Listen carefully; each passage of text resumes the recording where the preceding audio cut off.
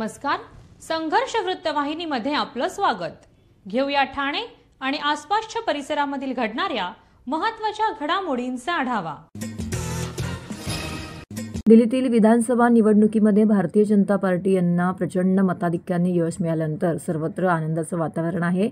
मोदी सरकारला पुन्हा एकदा आघाडी मिळाली तर भाजपच्या सर्वच पदाधिकाऱ्यांमध्ये यामुळे आनंदाचं वातावरण पाहायला मिळालं. तब्बल 27 वर्षांनंतर दिल्लीतील विधानसभेवरती भाजपाचं कमळ फुललं आहे. याच पार्श्वभूमीवरती ठाण्यातील भारतीय जनता पक्षाच्या कार्यालयाबाहेर आनंदोत्सव साजरा करण्यात आला. भाजपाचे ठाणे शहर अध्यक्ष संजय वागुले यांच्या मार्गदर्शनाखाली हा जल्लोष येथे साजरा करण्यात आला. फटाक्यांची आतिषबाजी, बँड पथक, लाडूंचं वाटप करीत भाजप पदाधिकाऱ्यांनी आणि कार्यकर्त्यांनी या ठिकाणी आनंद उत्सव साजरा केला. यावेळी भाजपाचे ठाणे शहर अध्यक्ष संजय वागुले, सचिन पाटील, त्याचबरोबर जयेंद्र कोळी यांसह अनेक महिला पदाधिकारी या आनंद उत्सवामध्ये सहभागी झाल्या होत्या.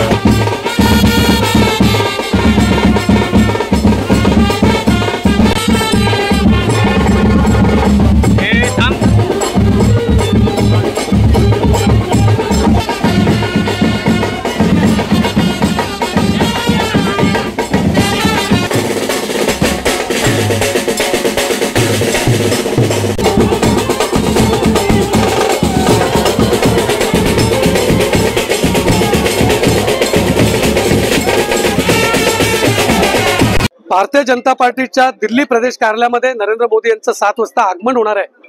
आणि त्यामुळे शहर जिल्हा म्हणून आणि महाराष्ट्रातल्या सर्व बूथ अध्यक्षांना एक विनंती आहे की आज संध्याकाळी 7 वाजता नरेंद्र मोदी हे देशामधल्या नागरिकांना आणि भारतीय जनता पार्टीच्या कार्यकर्त्यांना त्या ठिकाणी मार्गदर्शन करणारे, संबोधित करणारे. त्यामुळे प्रत्येक कार्यकर्त्यांनी आज संध्याकाळी 7 वाजता मोदी जे त्या ठिकाणी दिल्लीचा जो विजय प्राप्त झालाय त्याचं भाषण करणारे भाषण प्रत्येक कार्यकर्त्यांनी त्या ठिकाणी ऐकायला पाहिजे. बघा, आत्ताच झालेल्या लोकसभा निवडणुकीमध्ये त्या ठिकाणी उभाटा सेना असेल, काँग्रेस असेल आणि राष्ट्रवादी असेल यांनी लोकसभेमध्ये प्रचंड यश महाराष्ट्रामध्ये मिळवलेलं होतं. कर्नाटक राज्यामध्ये काँग्रेसनी विधानसभेमध्ये यश प्राप्त केलं होतं. त्यावेळेला यांना ईव्हीएम मशीनची आठवण होत नाहीये. पण ज्या वेळेला पराभव झाला का यांना ईव्हीएम मशीनचं स्वप्न पडतं. आणि त्याच्यामुळे आमचं म्हणणं आहे यांनी रोज सकाळी 8ला उठून त्यांचा जागर करावा. संजय राऊत यांनी रोज बोलावं, राहुल गांधी यांनी रोज बोलावं, नाना पटोलेंनी रोज बोलावं आणि मीडियानी त्यांना रोज प्रसिद्धी द्यावी अशी आमची इच्छा आहे की यांनी रोज कोंबडा सकाळी 5ला हरवतो, परंतु संजय राऊतचा कोंबडा 8 वाजता उठतो. आणि त्याच्यामुळे संजय राऊत यांनी रोज 8 वाजता आरोळी द्यावी हीच आमची भारतीय जनता पार्टीच्या कार्यकर्त्याची इच्छा आहे. त्यामुळे रोज यांचा कोंबडा 8 वाजता आणि अजून एक राहुल गांधी यांचा 11 वाजता, कारण ते सकाळी लवकर उठायची सवय नसेल. भारतीय जनता पार्टीच्या कार्यकर्त्यांना 24/7 काम करण्याची सवय लागली आणि त्यामुळे आम्ही भारतीय जनता पार्टीचे सर्व नेते असतील, कार्यकर्ते असतील, हे 24/7 देशामधल्या नागरिकांना सेवा देण्याचं काम आम्ही करतोय. आणि त्याच्यामुळे प्रचंड मेहनत 27 वर्षांनी जे काही यश भारतीय जनता पार्टीला भेटलंय ते कार्यकर्त्यांच्या जीवावर भेटलंय. कार्यकर्त्यांचा हा पक्ष आहे आणि त्याच्यामुळे दिल्लीमधल्या सर्व पदाधिकाऱ्यांचं मनापासून अभिनंदन करतो. ठाणे महानगरपालिकेचे मालमत्ता कर म्हणजेच प्रॉपर्टी टॅक्स भरण्याचे आवाहन. सन 2022-23 या आर्थिक वर्षाचे मालमत्ता कराचे म्हणजेच प्रॉपर्टी टॅक्सचे बिल ठाणेकर करदात्यांना महापालिकेमार्फत आर्थिक वर्षाच्या सुरुवातीस म्हणजेच माहे एप्रिल 2022 मध्ये देण्यात आलेले आहे. तथापि अद्यापही काही करदात्यांनी मालमत्ता कर महापालिकेकडे जमा केलेला नाही.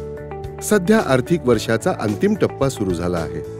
मालमत्ता कर वसुलीसाठी महापालिकेतर्फे कडक कारवाई हाती घेण्यात आली आहे.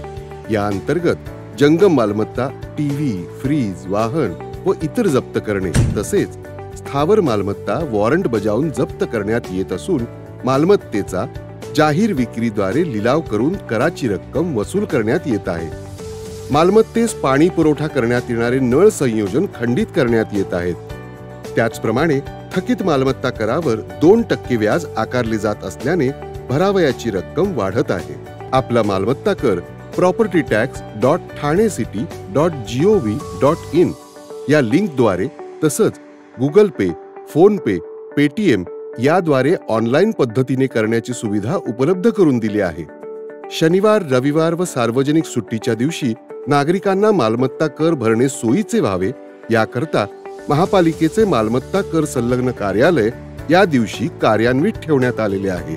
तरी मालमत्ता कर वसुलीची अप्रिय कारवाई टाळण्याच्या दृष्टिकोनातून मालमत्ता कर भरून महापालिकेस सहकार्य करावे. धन्यवाद. ग्रामीण शिक्षण संस्थेच्या ज्येष्ठ महाविद्यालयाच्या राष्ट्रीय सेवा योजनेच्या अंतर्गत रक्तदान शिबिराचं आयोजन करण्यात आलं होतं. सर जे महानगर रक्तपेढी आणि लायन्स क्लब ठाणे यांच्या संयुक्त विद्यमाने हा उपक्रम ठाणे रेल्वे स्टेशन पश्चिम परिसरामध्ये आयोजित करण्यात आला होता. या उपक्रमाला लायन्स क्लबचे समन्वयक उपस्थित होते. रक्तदान शिबिराचं उद्घाटन संस्थेचे कोषाध्यक्ष पराग मुलुंडकर आणि महाविद्यालयाचे प्राचार्य विलास शेजूळ यांनी केलं. राष्ट्रीय सेवा योजनेच्या कार्यक्रमाधिकारी रुखसाना शेख यांच्या नियोजनातून सदर उपक्रम यशस्वी करण्यात आला. या उपक्रमात एकूण 215 बाटल्या रक्तदात्यांनी रक्तदान केलं आहे. महाविद्यालयाचे उपप्राचार्य डॉक्टर आदित्य देसाई, यशवंतराव चव्हाण मुक्त विद्यापीठाचे केंद्रप्रमुख प्राचार्य भरत जाधव आणि महाविद्यालयाचे प्राध्यापक उपक्रमाला उपस्थित होते.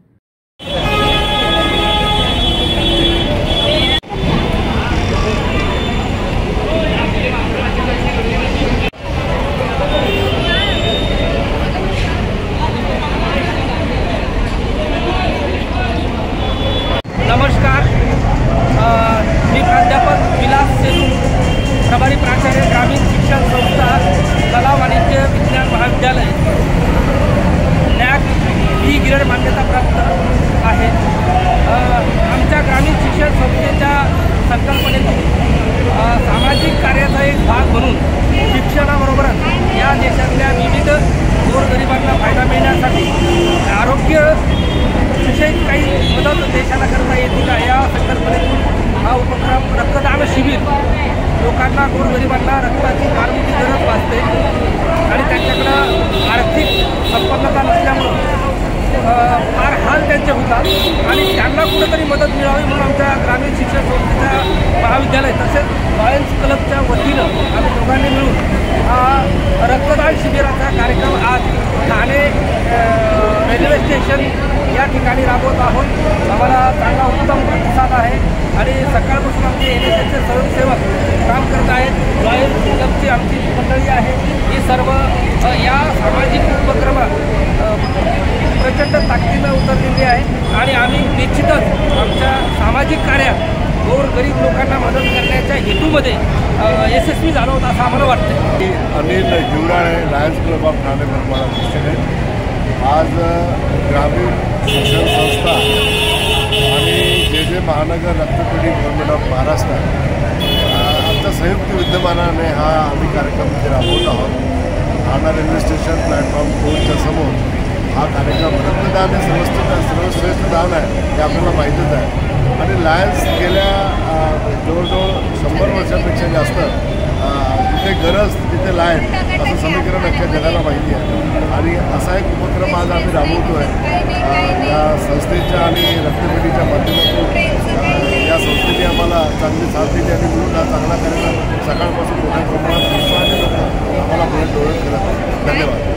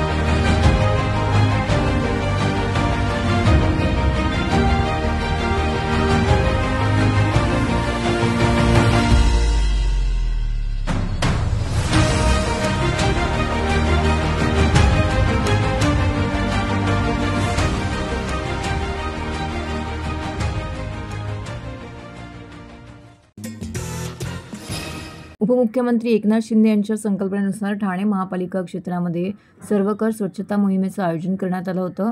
मोहिमेची सुरुवात कोपरी गणेश विसर्जन घाट, अष्टविनायक चौक येथे अतिरिक्त आयुक्त प्रशांत रोडे यांनी साफसफाई करून केली. त्यांच्यासह आरोग्य अधिकारी डॉक्टर राणी शिंदे, सहाय्यक आयुक्त सोपान भाई तसेच नानासाहेब धर्माधिकारी प्रतिष्ठानचे कार्यकर्ते मोठ्या प्रमाणावरती सहभागी झाले होते. महापालिकेतर्फे दैनंदिन स्वरूपात स्वच्छता केली जाते. त्याच जोडीला 2 वर्षापासून उपमुख्यमंत्री एकनाथ शिंदे यांच्या संकल्पनेनुसार नियमितपणे सर्वकष स्वच्छता मोहीमही राबवली जाते. शनिवारी महापालिका आयुक्त सौरव राव यांच्या निर्देशानुसार या मोहिमेचं आयोजन करण्यात आलं होतं. त्यामध्ये नानासाहेब धर्माधिकारी प्रतिष्ठानच्या स्वयंसेवकांनी मोठ्या प्रमाणामध्ये सहभाग घेतला, असं यावेळी आयुक्त प्रशांत रोडे यांनी सांगितलं. MCHI क्रीडाई प्रॉपर्टी प्रदर्शनामध्ये आज दुसऱ्या दिवशीही नागरिकांचा उत्स्फूर्त असा प्रतिसाद पाहायला मिळाला.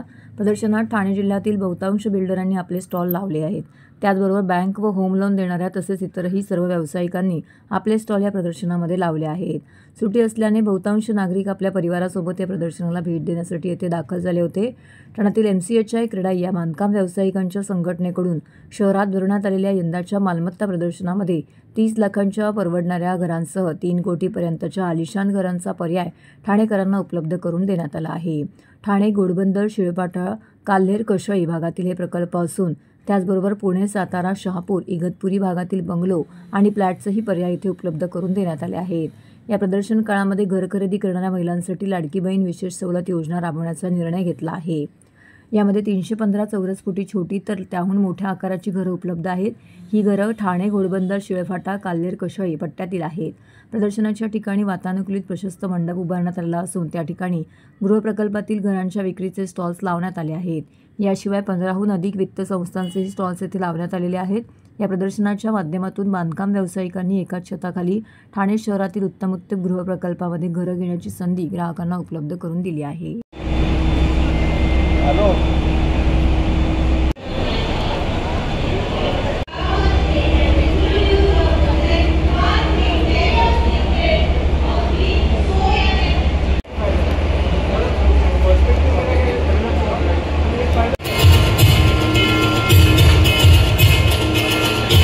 आज ह्या क्रीडाई आणि MCHI आणि हाऊसिंग फेडरेशनच्या संयुक्त विद्यमाने हा कार्यक्रम ठेवलेला आहे. उद्या आमच्या उत्कृष्ट व्यवस्थापन असणाऱ्या गृहनिर्माण संस्थांना पुरस्कार वितरण आपण करणार आहोत.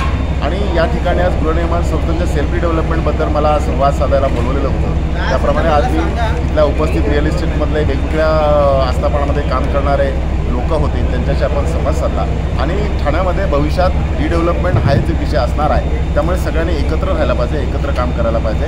आणि जसे आपला देव म्हणजे ग्राहक सगळ्या प्रकारचा, तर रिअल इस्टेटमध्ये फ्लॅट परचेसर यांना चांगल्या प्रकारचं मार्गदर्शन मिळावं, गाईड मिळावं, यासाठी एकत्र काम करण्याचं आवाहन या माध्यमातून केलं. हे अशा प्रकारची प्रदर्शनं आवश्यक असतात. याचं कारण ग्राहकांना वेगवेगळ्या प्रकारचे ऑप्शन्स उपलब्ध असतात, चांगलं वाईट याचा निर्णय घेता येतो. आणि त्याप्रकारे हे एक्झिबिशन आहे. लोकांचा चांगल्या प्रकारे मोठ्या प्रमाणात प्रतिसाद या एक्झिबिशनला मिळालेला आहे. ठाण्याच्या NKT महाविद्यालयामध्ये आंतरराष्ट्रीय परिषदेचं आयोजन करण्यात आलं होतं. ही परिषद भारतीय सामाजिक विज्ञान परिषद, पश्चिम प्रादेशिक केंद्र यांच्याद्वारे प्रायोजित करण्यात आली आहे. विकसित भारत @2047 भविष्यातील आव्हान आणि संधी हा या परिषदेचा मुख्य विषय होता. मुंबई विद्यापीठाचे कुलगुरू माननीय डॉक्टर रवींद्र कुलकर्णी हे या परिषदेचे प्रमुख अतिथी म्हणून येथे उपस्थित होते. या परिषदेचे मुख्य वक्ते विजय कुकरेजा, जे कॅलिफोर्निया संयुक्त राज्यामध्ये आहेत, येथून आले होते. जास्तीत जास्त शिक्षकांनी आणि विद्यार्थ्यांनी आणि संशोधन अभ्यासकांची या परिषदेमध्ये नोंदणी करण्यात आली होती. परिषदेच्या समन्वयक डॉक्टर हिमांशी मनसुखानी, सहसमन्वयक डॉक्टर पल्लवी शहा आणि प्राचार्य डॉक्टर दिलीप पाटील यांनी केलं होतं. या आंतरराष्ट्रीय परिषदेमध्ये 108 पेक्षा जास्त शोधनिबंध सादर करण्यात आले. समापन कार्यक्रमाचे मुख्य अतिथी डॉक्टर विजय जोशी हे होते. engineering students who started Paradisi and they are of course one of the unicorns. Myself Dr. Himanshi Mansukhani, IQAC coordinator and convener of the conference of NKTD College. We have organized international conference on Vikasit Bharat @2047 challenges and opportunities ahead.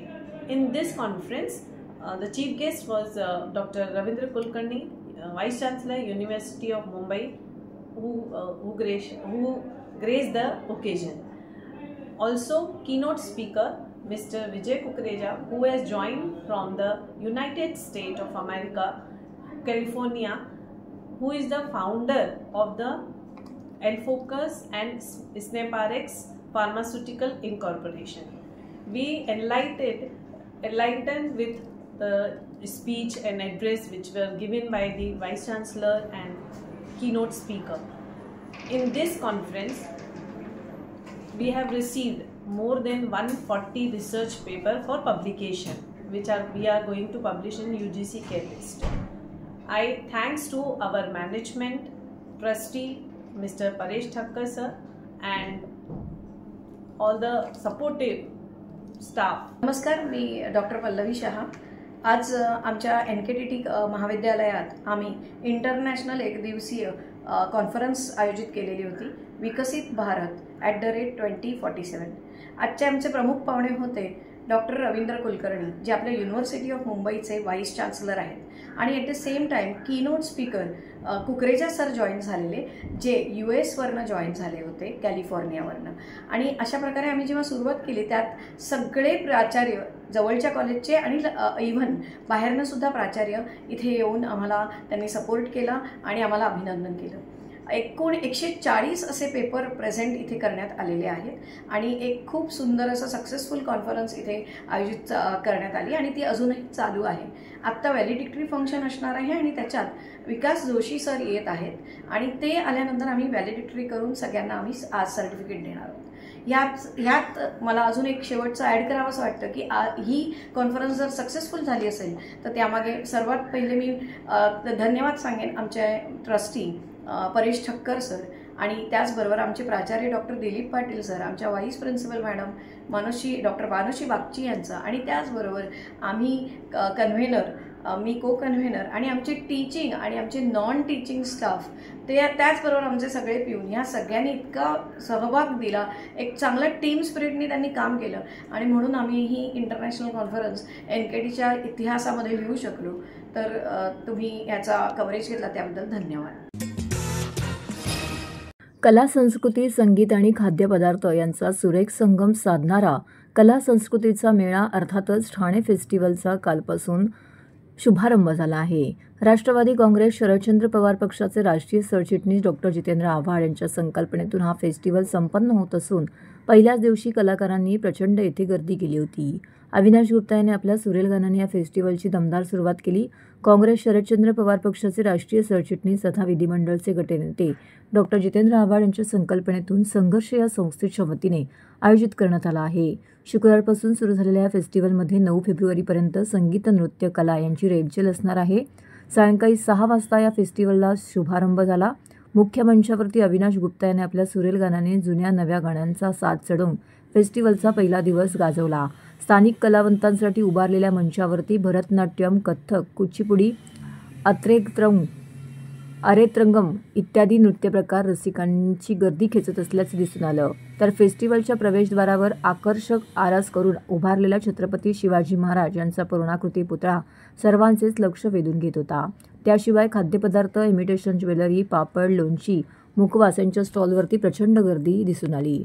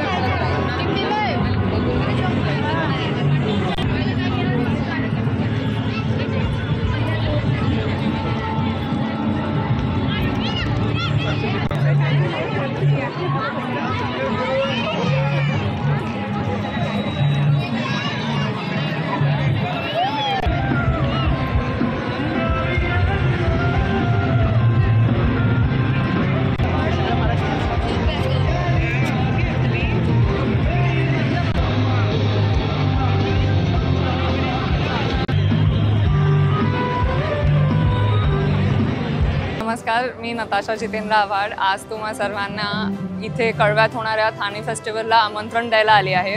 इथे प्रसिद्ध गायकांचे show, खाद्याचे पदार्थ, kids zone, entertainment zone, art zone असे खूप सारे गोष्टी आहेत तुम्हाला मनोरंजन द्यायला.